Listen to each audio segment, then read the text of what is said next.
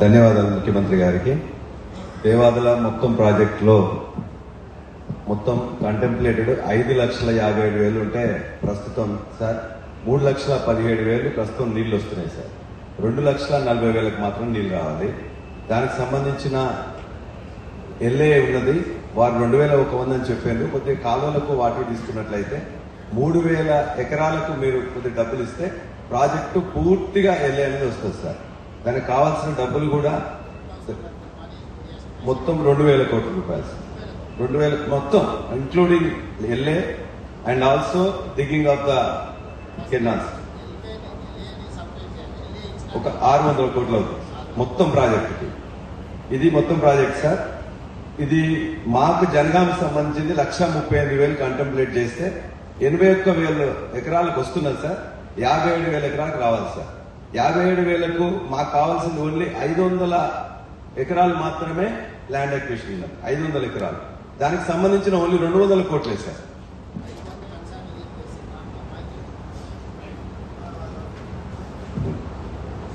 Jangaon represent చేస్తున్నది నువ్వేనా? నువ్వు నోట్ చేసుకో, వారు ఏం చెప్తారో నోట్ చేసుకుని నాకు ఇమీడియట్ గా రిపోర్ట్ పంపు. ఆ 500 acres land already paper process అయిపోయింటే ఇమీడియట్ గా కలెక్టర్ గారు చెప్పి ఫండ్స్ రిలీజ్ చేయించుకోమని. నెక్స్ట్ 10 days లోనే మీకు ఆ ఫండ్స్ రిలీజ్ చేస్తాం. బిఫోర్ మంత్ ఎండ్ మీకు ఆ డబ్బులు వస్తాయి. ప్రశాంత్ నోట్ చేసుకొని ఇమీడియట్ ఫైనాన్స్ తో కోఆర్డినేట్ చేసుకో. ఓకే. ఇది చాలా బ్యూటిఫుల్ ప్రాజెక్ట్ సార్. జస్ట్ 2,000 కోట్లు పెట్టి 2,100 ఎకరాలు తీసుకుంటే 2,40,000 ఇవాళ డైరెక్ట్ గా నీళ్లు వస్తాయి సార్. కాబట్టి మీరు దయచేసి మొత్తం 7 కాన్స్టిట్యున్సీలు దాకా మొత్తం వస్తాయి. జనగామ, స్టేషన్ గన్పూర్, పాలకుర్తి, వర్ధన్నపేట, భూపాలపల్లి, కొంత హుస్నాబాద్ అట్లా కూడా వస్తుంది సార్. కాబట్టి అందరు అసెంబ్లీ అప్పుడు రాండి, ఒక రివ్యూ పెడతాను అసెంబ్లీ కమిటీ హాల్లోనే ఆఫీసర్లు అందరిని తెచ్చి సెషన్స్ అప్పుడు దాంట్లో ప్రయారిటీ ఇచ్చి మొత్తం బడ్జెట్ స్కోప్, ఎందుకంటే హ్యావ్ టు అనాలిసిస్ ఎట్లా అవసరం, నేను ఏ టైంలో ఎంత బడ్జెట్ ఇస్తానో కూడా క్లియర్గా సెషన్స్లో చెప్తాను.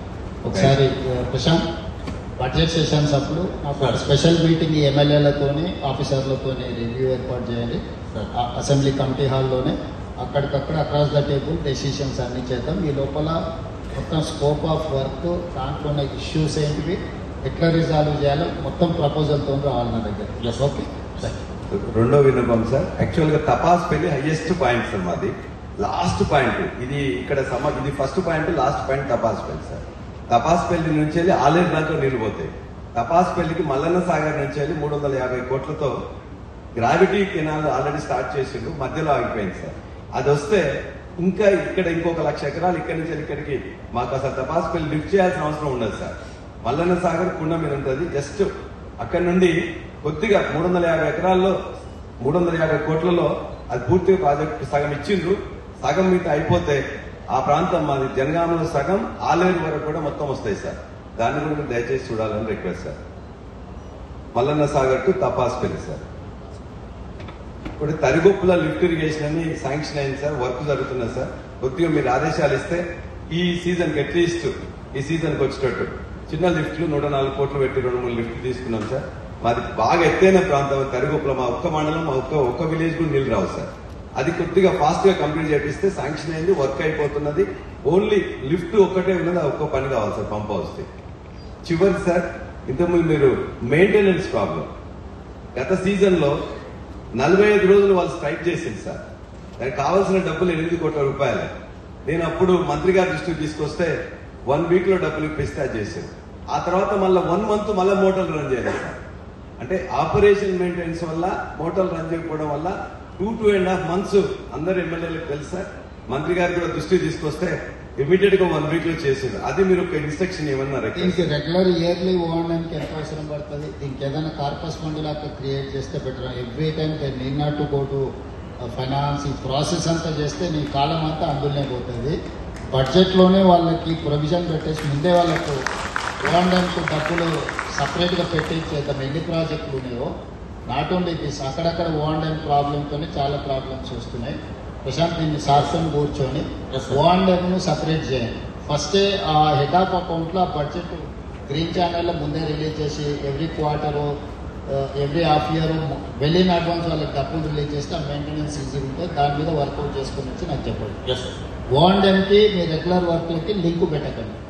ఓఎండ్ఎం అనేది గ్రీన్ ఛానల్లో అడ్వాన్స్ ఉండాలి వాళ్ళ దగ్గర. ఎవ్రీ క్వార్టర్ పెట్టుకుంటారా, ఎవ్రీ హాఫ్ ఇయర్ పెట్టుకుంటారా, పెట్టుకొని ఆ బడ్జెట్ని సపరేట్ చేయండి. ఇన్ ఆల్ ప్రాజెక్ట్స్ ఓఎండ్ఎం అనేదాన్ని కంప్లీట్గా సపరేట్ చేయండి.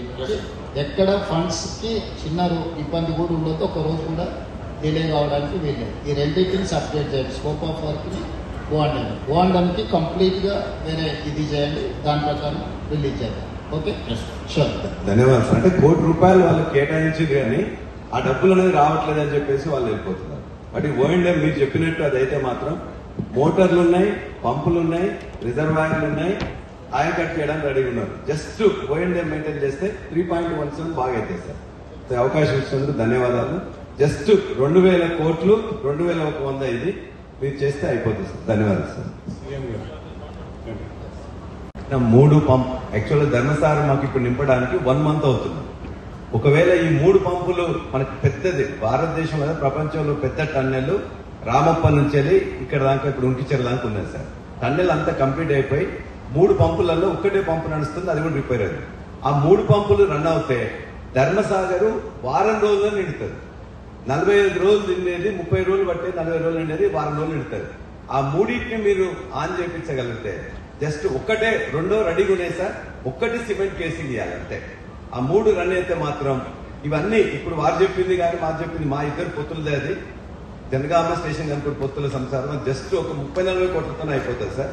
ఈ 3 పంపులు ఆన్ చేసినట్టు మీరు ఆదేశాలు ఇవ్వండి.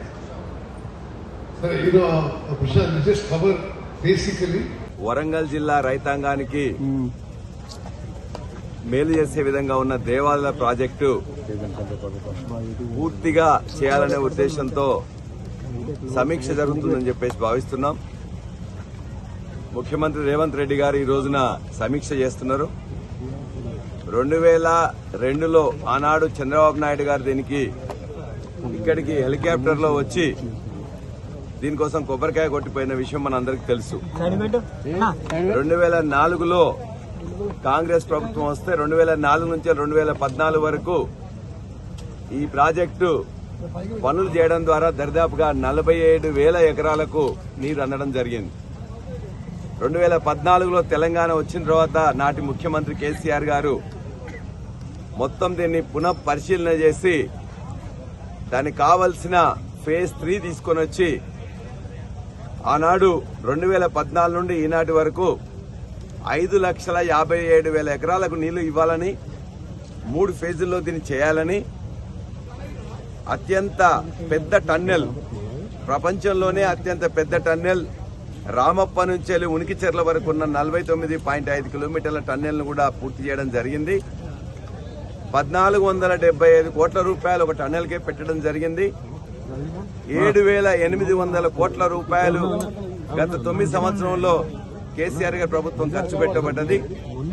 కాబట్టి ఈనాటికి 2014 నుంచి 2023 వరకు జరిగిన కృషి వల్ల దరిదాపుగా 3,17,000 ఎకరాలకు నీళ్లు అందడం జరుగుతుంది. మరొక 2,40,000 ఎకరాలకు నీళ్లు రావాలంటే ఇవాళ 3,000 ఎకరాలకు ల్యాండ్ ఎక్విజిషన్ చేయాలి. 33,000 ఎకరాలలో 30,000 ఎకరాల ల్యాండ్ ఎక్విజిషన్ గతంలో అయిపోయింది. 3,000 ఎకరాలకు మాత్రం ల్యాండ్ ఎక్విజిషన్ చేయాలి. అదేవిధంగా ఒక 2,000 కోట్ల రూపాయలు ఇస్తే 2,40,000 ఎకరాలకు అదనంగా నీళ్లు వస్తాయి.